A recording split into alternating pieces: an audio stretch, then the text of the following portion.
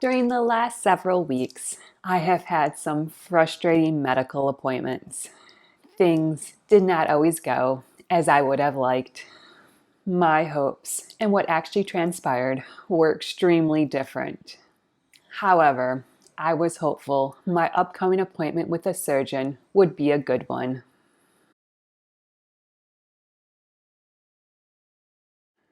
I recently had my doctor's appointment to see a surgeon to talk about getting a feeding tube placed. The doctor was exceptionally kind and was very thorough. I was impressed. He reviewed my chart as we spoke. He looked up the imaging studies I've had. He asked about my recent health and any hospital visits. I was shocked he was able to find a hospitalization I had at another medical facility. He knew how to use the electronic chart system and could glean a lot of information with just a few clicks of his mouse. The doctor asked about my weight. I told him in September I was 170 pounds. Now I am 115 pounds. The physician was astonished by the amount of weight I have lost. He looked at my medical chart from 2018 when I last visited the clinic in person. At the time, I was extremely sick with pancreatitis and was around 105 pounds. The doctor was amazed. Wow, you really packed on the pounds after 2018. As the doctor's words echoed in my computer speakers, I could see the doctor's face suddenly become bright red. It was as if he realized he was talking to a female, and telling a woman she had packed on the pounds was not very flattering. The doctor then stuttered and said, "Well, I mean, you put on some weight. I mean, you gained some weight."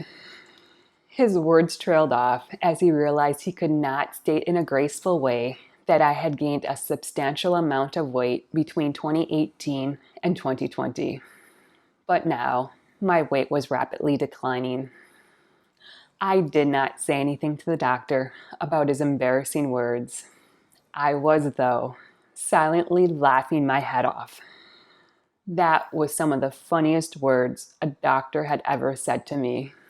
And his words and actions to correct his blunder were even funnier.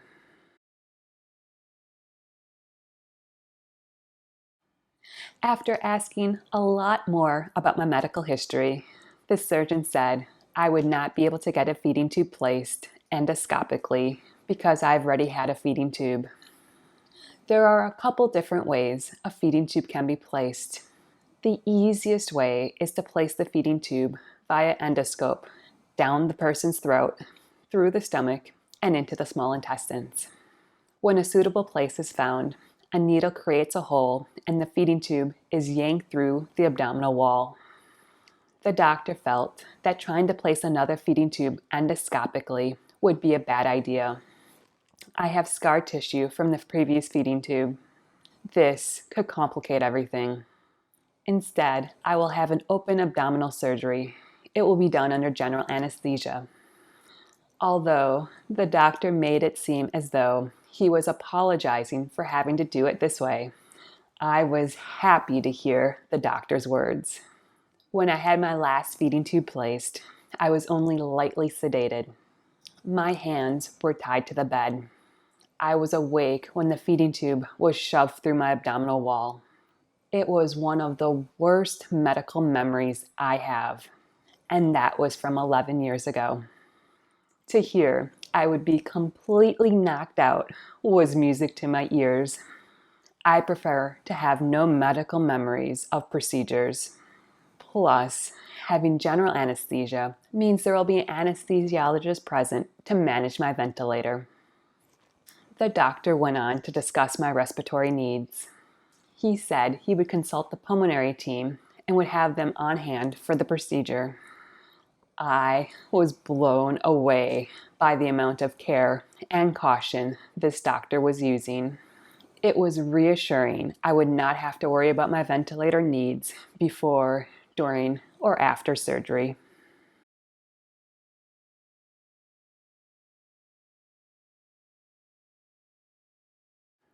Now the waiting begins. The doctor has to talk to the pulmonary team to make sure it is okay for me to have the surgery.